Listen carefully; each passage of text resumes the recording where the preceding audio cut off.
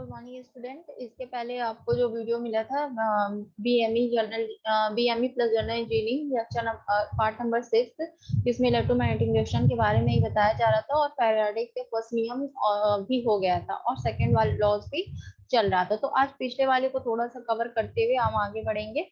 आगे हम देखेंगे फैराडे का जो सेकंड लॉ है वो क्या फर्स्ट लॉ को कैसे किस तरह फर्स्ट लॉ से वो कनेक्ट होता है और सेकंड लॉ को पूरा हम प्रूव करेंगे। मेरे ख्याल से पिछले वाले में हो गया था, पर एक बार हम उसको फिर से देख लेते हैं और उसके बाद हम लेंज का नियम, फिर लेंज के नियम के बाद हम क्या करेंगे, लेंज के नियम के बाद हम फ्लेमिंग के राइट हैंड और लेफ्ट हैंड रूल्स, ये सारी चीजें देखेंगे।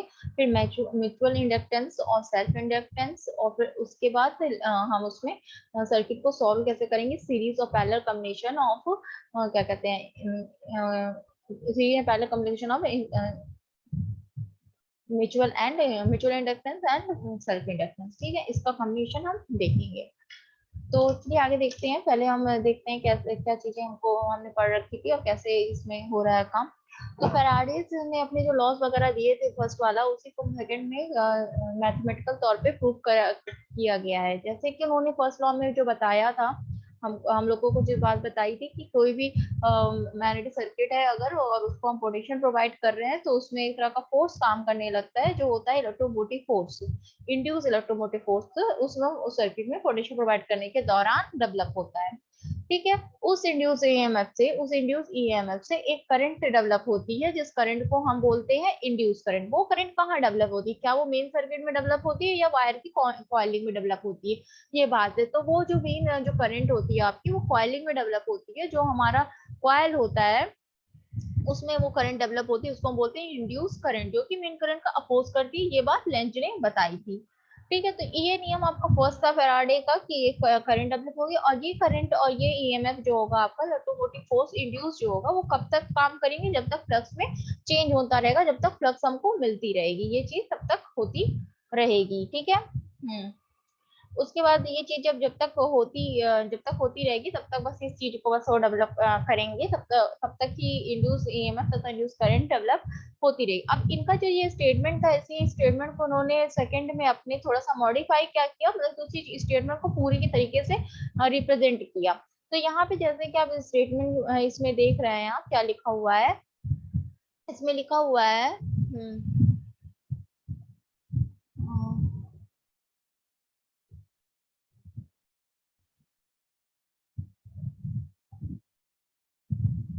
ठीक है, एक सेकेंड। हाँ, तो इस स्टेटमेंट में आप जैसे कि देख रहे हैं, ये जो स्टेटमेंट है आपका, इस स्टेटमेंट क्या है, फैराडे का द्वितीय नियम क्या है, किसी कुंडली या चालक में प्रेरित विद्युत वाह बल का मान उसमें लिंकेज चुंबकीय फ्लक्स में परिवर्तन की ऋणात्मक दर के समानुपाती होता है। जो चीजें आपको फर्स्ट में उन्होंने बोली है, उसी को उन्होंने क्या कर दिया, सेकंड में मैथमेटिकल तौर से प्रूव करते हुए दिखाया गया है। ठीक है, तो इस चीज को जो उन्होंने बोला उसको कैसे दिखाया जा रहा है वही बता रहे हैं।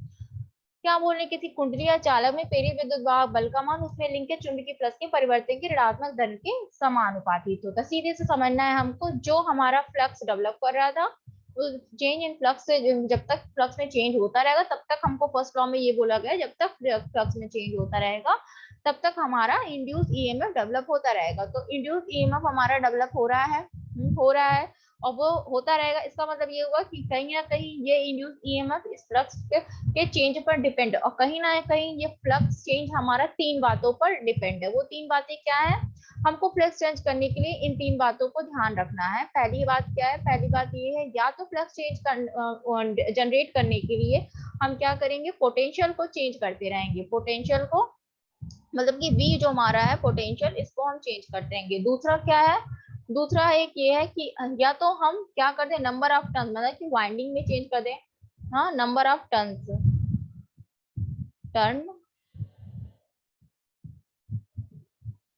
नंबर ऑफ टर्न्स में चेंज कर दें, मतलब कि बेसिकली हम सोच लें तो हम वाइंडिंग में चेंज कर दें,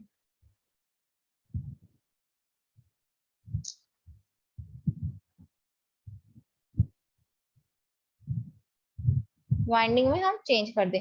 और तीसरा चीज क्या है, तीसरा है कंडक्टर को रोटेट करा दें। जो हमारा तीसरा होगा वो होगा कंडक्टर को रोटेट करा दें। कंडक्टर को क्या करा दें, रोटेट करा दें। ठीक है, ये 3 तरीके से हम काम कर सकते हैं। इन 3 तरीकों का इस्तेमाल करके हम काम कर सकते हैं। क्या क्या कर सकते हैं, हाँ क्या कर सकते हैं हम फ्लक्स, देखिए हमारा ईएमएफ फ्लक्स पे डिपेंड करता है, फ्लक्स हमारी वैसे डेवलप होगी, कैसे जनरेट होगी, उसके लिए हम 3 चीजों को कर सकते हैं। पोटेंशियल को चेंज कर सकते हैं, पोटेंशियल को लगातार इंक्रीज डिक्रीज करते रहेंगे, नंबर ऑफ टर्न्स वाइंडिंग को चेंज कर सकते हैं, या तो कंडक्टर को रोटेट करा सकते हैं। यही 3 तरीके से ही हमको फ्लक्स चेंज मिल सकता है। ठीक है, तो ये बेसिकली तीनों एक दूसरे पे इंडिपेंडेंट हो गई, एक दूसरे पे डिपेंड कर, सॉरी तीनों एक दूसरे पे डिपेंड करने लगी। तो ये सारे जो प्रोसेस होगा वो क्या होगा विद रिस्पेक्ट टू टाइम। इस दौरान आप देखेंगे कि हमारा टाइम तो रुकेगा नहीं, वो रिस्पेक्ट में चलता रहेगा जगह उसके। तो विथ रिस्पेक्ट टू टाइम, तो ये पूरा फेनोमेना जो हो गया आपका E directly proportional del phi by dt, ये दिया फेराडे ने, और इसमें जो माइनस का सिंबल है ये लेंज के नियम के अनुसार लगा है। तो वो कब आए, क्या बात हुई, क्या चीजें हुई, क्या चेंजेस आया, और तब ये साइन क्यों इंक्लूड किया गया, ये सारी चीजें हम देखेंगे। तो ये आपका बेसिक फॉर्मूला हो गया कि ई डायरेक्ट डिफाइड बाई dt। इस चीज में जो एक माइनस का सिंबल है वो क्या करता है, परिवर्तन की ऋणात्मक दर के समानुपाती होता है। तो ये जो ऋणात्मक दर है वो क्या चीज है, वो आपको लेंज लॉ से पता चलेगी। तो इस स्टेटमेंट को हम पूरे तरीके से प्रूफ कर लेते हैं, कि प्रूफ करके हम देखते हैं कि इस स्टेटमेंट में क्या चीजें आई। तो क्या लिखा हुआ है, यदि t equals to t1 second पर n फेरो वाली कुंडली में कॉइल से जुड़ा हुआ फ्लक्स फाइबर है, तब कुंडली में कुल फ्लक्स कितना होगा। सीधे समझते हैं, इस स्टेटमेंट को पूरी तरीके से समझ लेते हैं। लिखा है t equals to t1 second पे n फेरो वाली कुंडली में कॉइल से जुड़ा फ्लक्स फाइव f1 है, तो कुंडली से जुड़ा कुल फ्लक्स कितना होगा। ठीक है, ये स्टेटमेंट है आपका। देखिए आपको क्या करना है, आपको यहाँ पे एक मैग्नेटिक कॉइल लेना है। ये इस स्टेटमेंट को मैथमेटिकल तौर से देखा जाए, हमने एक पोटेंशियल प्रोवाइड कर दिया है और इसमें हमने लिख दिया है कि यहाँ पे पोटेंशियल की वैल्यू 3 वोल्ट है, 3 वोल्ट है ये पोटेंशियल की वैल्यू। और यहाँ पे हमने एक कॉइल लगा दिया है, इंडक्टेंस है, मान लीजिए इंडक्टर लगा हुआ है। तो यहाँ पे एल हमने लिख दिया, कॉइल कर दिया। तो number of turns 1 2 3 4 5 6 number of turns हैं। ठीक है, 6 नंबर ऑफ टर्न्स है, और इस 6 नंबर ऑफ टर्न में से जब पोटेंशियल प्रोवाइड किया गया तो एक करंट इसमें से फ्लुएंस होने लगी। अब यहाँ पे एक नया पैरामीटर मिलेगा, पर वो आपको लेंज में ही बताया जाएगा। तो करंट प्रोवाइड होने लगी, तो यहाँ पे मैप पे फ्लक्स की संख्या मान लीजिए 2 है। तो 6 नंबर ऑफ टर्न्स में 2 फ्लक्स की संख्या होगी, तो टोटल आपका यहाँ से कितना हो गया, कितनी 12 आपका टोटल सर्किट में से फ्लक्स पास हुए। हाँ 12 वेबर का फ्लक्स पास हुआ। तो इस पूरी में कितना फ्लक्स पास हुआ 12 वेबर का। जब जब हमारा टाइम कितना था, जब हमने टाइम की लिमिट 1 सेकेंड रखी थी, अब हमने टाइम को बढ़ा, टाइम रुकेगा नहीं बढ़ेगा, 2 सेकेंड टाइम की लिमिट कर दी है। और यहाँ पे हमने पोटेंशियल को चेंज कर दिया है और हमने इसको कर दिया है 2 वोल्ट, 2 वोल्ट कर दिया है। मान लीजिए यहाँ पे नंबर ऑफ फ्लक्स की लाइन्स की संख्या 2 से 1 हो जाती है, तो यहाँ पे नंबर ऑफ टर्न्स की संख्या कितनी है, 6 ही है, उसको तो हमने चेंज नहीं किया, तो 6 कॉन्स्टेंटली हो गई, गुड़े फ्लक्स की संख्या चेंज होकर 1 हो गई। तो अब हमारा T2 टाइम पे कितना फ्लक्स मिला हमको, टोटल सर्किट का 6 मिला। तो पहले हमें 12 मिल रहा था, लास्ट में 6 मिल रहा है हमको। ठीक है, तो ये दोनों स्टेटमेंट जो है आपके पहले 12 और बाद में 6, तो यही ये स्टेटमेंट और प्लस इसके साथ ये स्टेटमेंट, ये दोनों को मिला के। तो अब हम अगर नेट फ्लक्स आपसे पूछे कि सर्किट में नेट फ्लक्स कितना है, तो नेट फ्लक्स मेरे ख्याल से 12 माइनस 6, ये आपका नेट फ्लक्स है with respect to time. Time कितना हमने लिया है T2 2 सेकेंड और माइनस 1 सेकेंड, तो ये विथ रिस्पेक्ट टू टाइम आए, तो ये नेट फ्लक्स आपको टोटल सर्किट में मिला। ठीक है, ये टोटल सर्किट में नेट फ्लक्स आपको इतना मिला। तो नेट फ्लक्स आपका हो गया कितना 6/1, मतलब ये 6।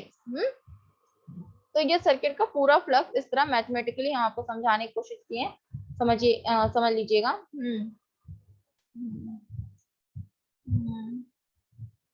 तो ये यहाँ पे आपने जो देखा वो होगा नेट फ्लक्स। इसी स्टेटमेंट को उसने यहाँ पे लिख दिया है, वर्बली भाषा में लिख दिया है।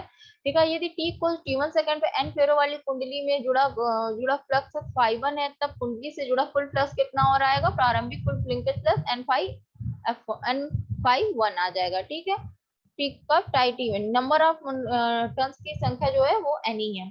इसके बाद देखिए t इक्वल्स 2 सेकंड पर फ्लक्स परिवर्तन होकर φ2 हो जाता है। अब कुंडली से जुड़ा हुआ कुल फ्लक्स जो होगा वो क्या होगा आपका, इस समय भी देखिए आपके नंबर ऑफ टर्न्स की संख्या सेम ही है, n ही है। ठीक है, हमने यहाँ पे प्लस को चेंज करने के लिए जो सोर्स अपनाया है, उसको चेंज करने का जो मेथड अपनाया हमने, वो हमने क्या अपनाया, वो हमने अपनाया पोटेंशियल का चेंजेस करके। हम पोटेंशियल को घटा या बढ़ा करके प्लस की संख्या को घटाएंगे या बढ़ाएंगे। कैसे? जो हमारा पोटेंशियल होगा, जो हमारा पोटेंशियल होगा वो हम इस पोटेंशियल की वजह से क्या होगा, जो हम पोटेंशियल प्रोवाइड करेंगे, तो प्रोवाइड करने के दौरान जब हम पोटेंशियल प्रोवाइड करेंगे तो हमारी ईएमएफ जनरेट होगी, और ईएमएफ जनरेट होकर जब कॉइलिंग से पास होगा तो मैग्नेटिक फील्ड जनरेट होगी। मैग्नेटिक फील्ड जनरेट होगी तो जितना अधिक पोटेंशियल प्रोवाइड करेंगे मैग्नेटिक फील्ड उतना ज्यादा जनरेट होगी, तो उतना ही अधिक मैग्नेटिक लाइन एक कॉइल के में से पास होना शुरू करेंगी, और जितना कम हम पोटेंशियल प्रोवाइड करेंगे उतने कम मैग्नेटिक लाइन प्रोवाइड कॉइल में से पास होना शुरू होगी। फॉर एग्जाम्पल के तौर पर देख लीजिए, आप जितना अधिक खाएंगे पिएंगे उतना अधिक आप हेल्दी रहेंगे, और आपकी हेल्थ अच्छी रहेगी, आप ज्यादा काम करेंगे, अपनी एनर्जी को ज्यादा डिसिपेट कर सकेंगे। और जितना कम खाए पिएंगे उतना ही आप कम अनहेल्दी रहेंगे, और आप अपनी एनर्जी को ज्यादा यूज भी नहीं कर पाएंगे, क्योंकि आपको उतनी एनर्जी नहीं रहेगी। तो यहाँ पे वही काम आपका वोल्टेज कर रहा है, पोटेंशियल प्रोवाइड कर रहा है।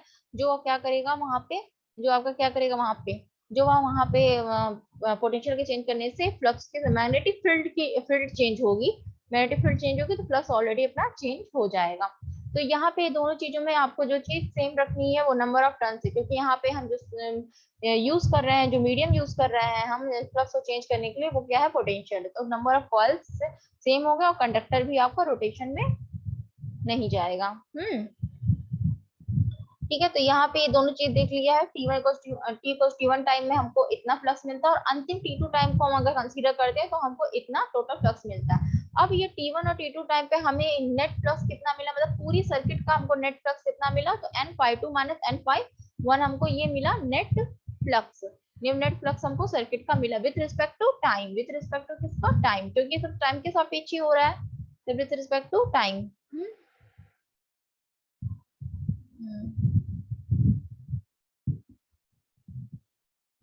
तो T=T1 सेकंड पे फ्लक्स परिवर्तन में इतना इतना हो जाएगा, और ये क्या होगा, अंतिम फ्लक्स लिंकेज आपका N∅2 हो जाएगा। यहाँ पर T1 से T2 सेकंड में जो हमको ये नेट ये क्या मिल रहा है हमको, नेट नेट हमको वो मिल रहा है, ये मिला नेट फ्लक्स मिल रहा है हमको सर्किट का, वो मिला N∅2 माइनस N∅1। अतः फ्लक्स लिंकेज में परिवर्तन की दर आपकी क्या हो गई, N∅2 minus ∅1 upon T2 minus T1। ये हमको क्या मिला है, ये हमको टोटल मिला है flux with respect to time. Circuit में परिवर्तित फ्लक्स आपका है total with respect to time. तो एक सर्किट में हमको इस तरह, अगर हमको सारी चीज दी तो इस तरह कंसीडर कर सकते हैं, और अदरवाइज इसी चीज को यहाँ पे हम इसी फॉर्मूले में रख देंगे। किस फॉर्मूले में? जो स्टेटमेंट बोल रखा है, किसने बोल रखा है, फैराडे ने। फैराडे ने जो स्टेटमेंट बोल रखा है उसी स्टेटमेंट में हम इस चीज को रख देंगे। उन्होंने क्या बोला, फैराडे के द्वितीय नियम के अनुसार कुंडली में प्रेरित ईएमएफ फ्लक्स में परिवर्तन ऋणात्मक दर के समानुपाती। ये स्टेटमेंट है, ऋणात्मक दर को आप अभी भूल जाइए।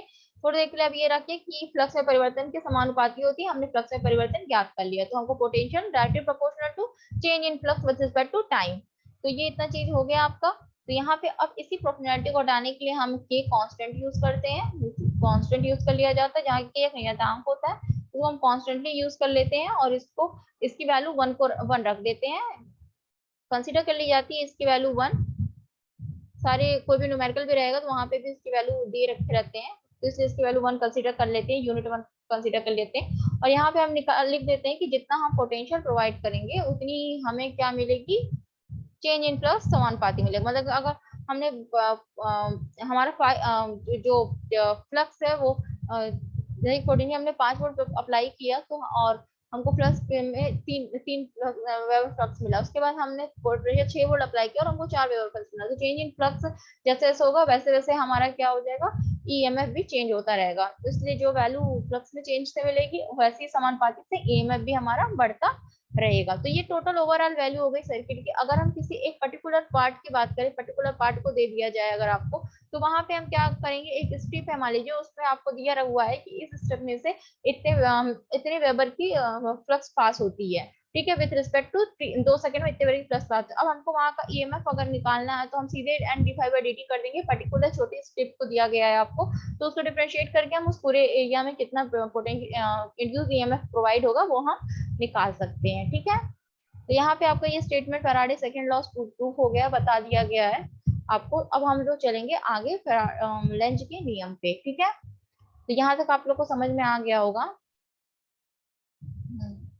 यहाँ तक आप लोगों को समझ में आ गया। अब हम लेंज का नियम पे चलते हैं। लेंज का नियम क्या कहता है, लेंज क्या कहते हैं, हम इस नियम पे चलते हैं। तो क्या कहते हैं लेंज। लेंज का नियम, लेंज ने बोला था, लेंज का बात समझिएगा, लेंज बस इतना कहना चाहते थे कि लेंज ने बोला कि फैराडे जी ने जितना भी नियम दिया, जितनी भी चीजें बताई हैं इंडक्शन के लिए, वो सारी चीजें ठीक है, पर उन्होंने एक चीज नहीं बताई, उन्होंने करंट की डायरेक्शन को नहीं बताया कि करंट की डायरेक्शन किधर होगी। तो लेंज बोले ठीक है, ये बात मैं बताता हूँ क्या होगी डायरेक्शन। मगर जब लेंज ने ये चीजें डायरेक्शन के बारे में पता करना शुरू किया, रिसर्च होना शुरू हुई, काम होना शुरू हुआ, तो उन्होंने देखा कि इलेक्ट्रोमैग्नेटिक इंडक्शन में जो मैग्नेटिक सर्किट आपकी जब बनती है कोई, तो उन्होंने देखा कि यहाँ पे सिर्फ एक करंट काम नहीं कर रही है, दो करंट काम कर रही हैं। अब बात ये पड़ गई कि ये दो करंट, एक सर्किट में दो करंट कैसे काम करने लगी। तो अब जब ये चीजें पता चली कि एक सर्किट में दो करंट काम कर रही है, तो अब हम डायरेक्शन को फाइंड आउट कैसे करें, कैसे पता करें कि कौन करंट हमारी किस तरफ फ्लो मच करे। क्योंकि यहाँ पे तो दो करंट डेवलप हो गई ना, एक तो हमारी पोटेंशियल की वजह से, और एक हमारा सेल्फ डेवलप हो गई आपकी कौन सी, कॉइल में इंड्यूस करंट। ठीक है, तो अब ये दोनों करंट हैं, दो करंट है, और दोनों एक ही सर्किट में कैसे फ्लो हो जाएंगे, कैसे उनकी वैल्यूज क्या है, उनके मान कितने आएंगे, क्या दोनों सेम वैल्यूज पे फ्लो करेंगी, ये सारी चीजें उनके दिमाग में आने लगी। तो यहाँ से इनका नियम शुरू हुआ, लेंज का नियम। लेंज ने क्या बात कही, क्यों कही और किस लिए कही, उन्होंने यहाँ पे ये चीजें बताई। तो पहले हम स्टेटमेंट को पढ़ लेते हैं, क्या लिखा है। लिखा है प्रेरित विद्युत वाहक बल तथा इसके कारण प्रवाहित होने वाली धारा की दिशा लेंज लॉ से ज्ञात की जाती है। ठीक है। प्रेरित विद्युत वाहक बल में इंड्यूस ईएमएफ तथा इसके कारण प्रवाहित होने वाली धारा की दिशा लेंज के नियम से ज्ञात की जाती है। ठीक, फिर लेंज के नियम के अनुसार प्रेरित विद्युत वाहक बल की दिशा तथा प्रेरित विद्युत वाहक बल के कारण प्रवाहित होने वाली धारा की दिशा सदैव एक ही होती है। ठीक है। अच्छा, होती है कि यह उस कारण का विरोध करती, एक ही होती है कि वह उस कारण का विरोध करती है जिसके द्वारा यह स्वयं उत्पन्न होती है। लेंज के नियम को फैराडे के द्वितीय नियम में ऋणात्मक चिन्ह के लगाकर दर्शाया जाता था। लेंज के अनुसार हमारे डेफाई बाई डी टी। ठीक है, तो ये स्टेटमेंट है, स्टेटमेंट को समझा दिया जा रहा है क्या है। पहले तो आप ये समझिए कि लेंज का जो मकसद था वो क्या था। लेंज का मकसद था करंट की डायरेक्शन को बताना।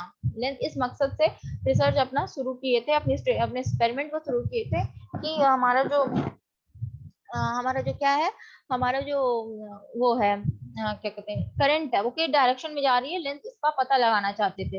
इसी बात को लेकर उन्होंने ये रिसर्च शुरू की थी। और इस दौरान उनको क्या क्या चीजें मिले, इस दौरान उनको एक मिला कि जो आपकी मैग्नेटिक सर्किट बनती है उसमें दो तरह की करंट काम करती हैं। ठीक है, अब ये दो करंट एक दूसरे को अपोज करेंगी, या एक दूसरे के साथ चलेंगी, या एक दूसरे को जाने ही नहीं कहीं देंगी, रोक देंगी। तो ये क्या चीजें करेंगी, इस सब के बारे में यहाँ पे जानने को मिला। लेंज के अनुसार वो ये कहते थे कि जो हमारी इंड्यूस करंट है, मतलब कि जो हमारी स्वयं उत्पन्न हुई सर्किट में करंट है, तो हमारी करंट उसी डायरेक्शन में फ्लो करेगी, और उसी इंड्यूस करंट को ही हम पूरे सर्किट में फ्लो करता हुआ देखेंगे, जहाँ पे मेन करंट को वो क्या करेगी, डोमिनेट कर देगी। ठीक है, मेन करंट को क्या करेगी, डोमिनेट करेगी। जैसे मान लीजिए फॉर एग्जाम्पल के तौर पे मान लीजिए आपकी आपने मतलब फॉर एग्जाम्पल मान लीजिए आप कि एक बच्चा है और एक मतलब कोई एक बच्चा है और एक आप है, दो लोग हैं, और वो बच्चा आपसे ही कुछ आता है, पढ़ता आपसे ही कुछ पढ़ना सीखता है। तो वो आपके पास जो भी नॉलेज है आपने उसको वो नॉलेज दी, और उसने क्या किया, आपकी नॉलेज प्लस अपनी नॉलेज, मतलब उसके पास जो नॉलेज थी आपके पास जो थी उसको नहीं पता था, मगर उसके पास हो सकता है कुछ नॉलेज हो आपसे ज्यादा या आपसे कम।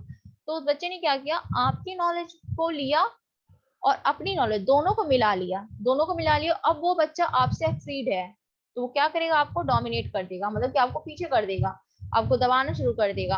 ऐसा ही कुछ काम हुआ मैग्नेटिक सर्किट के अंदर। मैग्नेटिक सर्किट में भी ऐसा ही एक काम हुआ कि यहाँ पे जो करंट डेवलप की आपकी जो करंट आपकी डेवलप की, मेन करंट और एक इंड्यूस करंट, ये दोनों करंट जो डेवलप की आपकी, ये दोनों करंट क्या की यहाँ पे जो करंट डेवलप की उसके पास दो प्रॉपर्टीज मिल गई। एक कि मेन करंट तो फ्लो हो ही रही थी, मेन करंट को रोक थोड़ी ना देंगे कि हमने सर्किट में फ्लो करना शुरू हुआ, एक वायरिंग आई, कॉइलिंग आई और हमने करंट को रोक दिया, कहीं यहाँ पे तो अपने आप ही करंट डेवलप होती है, हम क्यों उसको दें करंट, ऐसा नहीं होगा। आप क्या करेंगे, उस कॉइलिंग में भी आप मेन करंट को फ्लो करने देंगे, तो यहाँ पे मेन करंट डेवलप कर, उसी मेन करंट की वजह से एक और करंट डेवलप करेगी जो इंड्यूस करंट, जो क्या करेगी, मेन करंट के अपोज में फ्लो होगी, अपोजिट में फ्लो होगी। और वो क्या करेगी, वो इस करंट से, मेन करंट से ज्यादा पावर रखेगी, इसलिए वो सारे करंट का डायरेक्शन एक दिशा में कर देगी।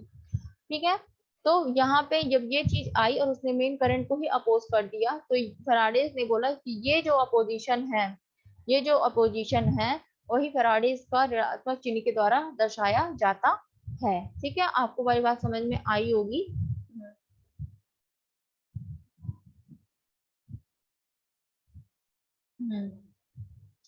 ठीक है, तो अब हम स्टेटमेंट का रुख देख लेते हैं। तो यहाँ पे ये लेंज का जो नियम है, लेंज के नियम ने पहले जो यहाँ पे देख लेते हैं, लेंज के नियम के अनुसार किसी अनुसार प्रेरित विद्युत वाहक बल की दिशा तथा उस प्रेरित विद्युत वाहक बल के कारण प्रवाहित होने वाली धारा की दिशा सदैव एक सी रहती है। ठीक है, ठीक है, ये चीज मैंने आपको बता दी कि मेन करंट को अपोज कर देगी, क्यों, क्योंकि उसके पास डबल पावर, एक मेन करंट जो जा रही है वो तो है ही उसके पास, और प्लस उसने अपनी करंट भी डेवलप कर रखी, वहां से गुजरने वाली जो पूरी करंट होगी वो होगी I plus capital I plus small I. तो ये जो होगा ये आपका क्या होगा, इंड्यूस करंट होगा, उस पर्टिकुलर वायर से ये पूरी करंट फ्लो हो रही। अब ये दोनों करंट क्या करेंगे, मिलकर एक करंट बना लेंगी जो इंड्यूस करंट होगी, और वो क्या जाएगी, उस मेन करंट के अपोजिट चली जाएगी, और वहीं से हमारा करंट फ्लोवेंस दिखाया जाएगा। ठीक है, सदैव ऐसी होती है कि उसका कारण का विरोध करती है। ठीक है, वो स्वयं उत्पन्न, जिससे वो स्वयं उत्पन्न होती है। लेंज के नियम को फैराडे के नियम में ऋणात्मक चिन्ह के द्वारा दर्शाया गया। ये फैराडेज लॉ आपका क्या कहता है, फैराडे लॉ यही तो कहता था, जो ईएमएफ है वो डायरेक्टली प्रोपोर्शनल होगा del phi by del T के, क्या होगा, del phi by del T के डायरेक्टली प्रोपोर्शनल होगा। इतना ही फैराडे ने कहा था। अब जो ये कॉन्सेप्ट निकल के आया हमारा करंट वाला, उस कॉन्सेप्ट को लेते हुए लेंज ने फिर कहा कि ये तो यहाँ पे करंट जो है हमारा मेन करंट को ही अपोज कर दी है, और एक ऋणात्मक मतलब कि एक अपोजिट करंट चल रही है, तो वही चीज माइनस से प्रेजेंट की जाती है डायरेक्शन को बताते हुए। ठीक है, लेंज ने अपना काम कर दिया था, मगर लेंज के द्वारा भी अभी डायरेक्शन क्लियर नहीं था, क्योंकि क्योंकि डायरेक्शन इस वजह से नहीं क्लियर हो पाया था क्योंकि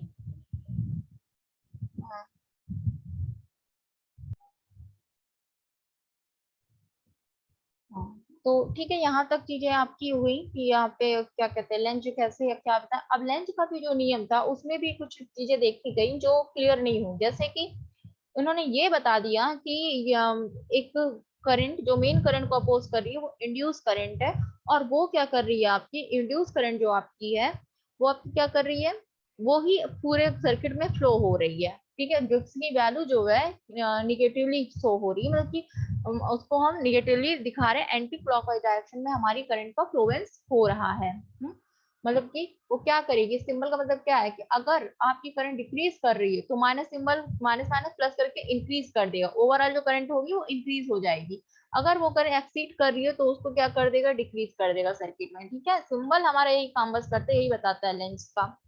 तो अब इन्होंने भी क्लियरफाई नहीं उतना कर पाए, तो इन्हीं की स्टेटमेंट को और मॉडिफाई और क्लियरफाई करने के लिए एक और साइंटिस्ट हमारे सामने आए, जिन्होंने जो थे क्या, फ्लेमिंग। फ्लेमिंग के द्वारा फ्लेमिंग के द्वारा यहाँ पे एक स्टेटमेंट दिया गया जिसको इंक्लूड किया गया। फ्लेमिंग बोला गया, फ्लेमिंग राइट हैंड और लेफ्ट हैंड का रूल आया हमारा मैग्नेटिक इंडक्शन के लिए। ठीक है, फ्लेमिंग के राइट हैंड और लेफ्ट हैंड के रूल के द्वारा हम अब ये पता कर रहे थे कि हमारी जो मैग्नेटिक फील्ड है वो किस तरफ है, करंट हमारा कैसे किधर फ्लो कर रहा है, मैग्नेटिक फील्ड के अपवर्ड कर रहा है कि इनसाइड कर रहा है कि आउटसाइड कर रहा है, ये चीजें बताने के लिए आई। ठीक है, ये चीजें क्या हुई, बताने के लिए आई। अब देखते हैं क्या है रूल, क्या कहता है फ्लेमिंग का। हाँ, तो रूल हमारा क्या कहता है फ्लेमिंग का, पहले हम स्टेटमेंट वाला देख लेते हैं, फिर उसके आगे हम देखेंगे। ठीक है, हम्म, ठीक। देखिए रूल क्या कह रहा है, यदि हम दाएं हाथ का अंगूठा तथा उसके पास वाली दोनों उंगलियों, पहले स्टेटमेंट देख लेते हैं। फ्लेमिंग के दाएं हाथ का नियम है, फ्लेमिंग राइट हैंड रूल है। यदि हम दाएं हाथ का अंगूठा, लिखा है यदि हम दाएं हाथ का अंगूठा तथा उसके पास वाली दो उंगलियों को एक दूसरे के लंबवत इस प्रकार रखें कि अंगूठा बल अर्थात गति की दिशा, फोर्स, तथा तथा प्रथम उंगली तर्जनी चुंबकीय क्षेत्र, फ्लक्स, चुंबकीय क्षेत्र मैग्नेटिक फील्ड की दिशा में हो तथा मध्य उंगली प्रेरित धारा की दिशा प्रदर्शित करे, मतलब इंड्यूस करंट। अब तो एक ही करंट काम करेगी सर्किट में, इंड्यूस करंट। अरे भाई काम करने वाले थे दो करंट की, मगर डोमिनेट कर दिया मेन करंट को किसने, जो करंट डेवलप करी उसने डोमिनेट कर दिया। तो अब सर्किट में बहेगी क्या, इंड्यूस करंट। इसीलिए बोला जाता है जो प्रेरित विद्युत वाहक बल की वजह से जो करंट डेवलप हुई वो क्या हुई, प्रेरित करंट। ठीक है, तो डोमिनेट करने वाली करंट हमको मिल गई, पता चल गई थी। तो अब क्या करेंगे वो बताएगी, प्रेरित धारा की दिशा को प्रदर्शित करती है। इस नियम का उपयोग गणित में प्रेरित धारा की दिशा ज्ञात करने के लिए किया जाता है। ठीक है, क्या किया जाता है, दिशा को प्रदर्शित करती है। इस नियम का उपयोग गणित में प्रेरित धारा की दिशा ज्ञात करने के लिए किया जाता है। फ्लेमिंग क्या कहते थे, फ्लेमिंग कहते थे यदि हम दाएं हाथ का अंगूठा तथा उसके पास वाली दो उंगलियों को एक दूसरे के लंबवत इस प्रकार रखें कि अंगूठा बल तथा अच्छा अपना राइट हैंड ले लीजिए, राइट हैंड लेके अपने हाथ में एकदम सीधा रख दीजिए, एकदम जैसे आप ये जो हैंडशेक करते हैं उस तरह एकदम सीधा कर दीजिए। और उसके बाद आप अपने अंगूठे को एकदम सीधा रखिए, अंगूठे के पास वाली उंगली को और इस पास वाली उंगली को अंगूठे के साथ 90 डिग्री के एंगल पे लगाइए। अंगूठे के साथ मतलब कि जो सबसे पहली रिंग होगी वो अंगूठे के साथ 90 डिग्री का एंगल बनानी चाहिए, 90 डिग्री का एंगल बनाना चाहिए। उसके बाद जो आपकी बीच वाली उंगली होगी, वो जो आपका फर्स्ट अंगूठे के साथ जो पहली उंगली होगी, तर्जनी उंगली जो आपकी होगी, प्रथम उंगली, उस उंगली के साथ आपकी बीच वाली उंगली 90 डिग्री का बनाना चाहिए, 90 डिग्री का। ठीक है, एकदम एकदम 90 डिग्री का बनाना चाहिए। तो इस तरीके से आपका क्या होगा, फ्लेमिंग का राइट हैंड का रूल होगा जो आपको बताएगा कि करंट की दिशा क्या है। अगर उसको लगा के घुमाने पर हाथ को, अगर आपने उसको सर्किट उसको फील्ड पे लगाया और अपनी उंगलियों को रोटेट करके क्लॉकवाइज डायरेक्शन में घुमाते हैं, तो जिस तरफ भी करंट की डायरेक्शन जाएगी, इनसाइड या आउटसाइड, उस तरफ आपका करंट होगा। ठीक है, ठीक है। अब जब देखते हैं फ्लेमिंग के बाएं हाथ का नियम क्या है, फ्लेमिंग के राइट हैंड का रूल तो आपने देख लिया है, और लेफ्ट हैंड का रूल भी देखते हैं। लेफ्ट हैंड का रूल क्या कहते हैं, सेम चीज है, सेम चीजें, कुछ है नहीं, लेफ्ट हैंड में भी इसी तरह आपको करना है। तो लेफ्ट हैंड का रूल पहले हम स्टेटमेंट पर लेते हैं, यदि हम अपने बाएं हाथ को, हाथ की प्रथम तीन उंगलियों को एक दूसरे के लंबवत इस प्रकार रखते हैं कि प्रथम उंगली चुंबकीय क्षेत्र की दिशा, मध्य उंगली चुंबकीय उंगली चालक में बहने वाली धारा की दिशा को दर्शाती है, तो अंगूठा चालक पर लगने वाले बल को दर्शाता है। इस नियम का उपयोग मोटर के घूर्णन की दिशा को ज्ञात करने के लिए करते हैं। ठीक है, राइट हैंड का रूल क्या है आपका, तो स्टार्टर है, डीसी मोटर वगैरह हो गया, एसी मोटर वगैरह हो गया, उसमें हम पता करते हैं कि डायरेक्शन हमारी क्या है, तो इसलिए वहां पे लगाते हैं हमको लेफ्ट हैंड का रूल, के लेफ्ट हैंड का रूल लगाते हैं। ठीक है, तो यहाँ पे आपको फ्लेमिंग के राइट हैंड रूल और लेफ्ट हैंड रूल दोनों ही रूल कवर हो गए हैं। अब इसके बाद हम लोग पढ़ेंगे जो आगे स्टेटमेंट अपना नेक्स्ट वीडियो में, नेक्स्ट लेक्चर में। ठीक है, आज के लिए फिलहाल इतना ही। इसके बाद हम लोग को सेल्फ इंडक्टेंस पढ़ना है, तो बहुत आसान है, बहुत इजीली हम लोग इसको पढ़ ले जाएंगे। ठीक है, तो आज के लिए हम लोग इतना ही पढ़ते हैं। Thank you for watching.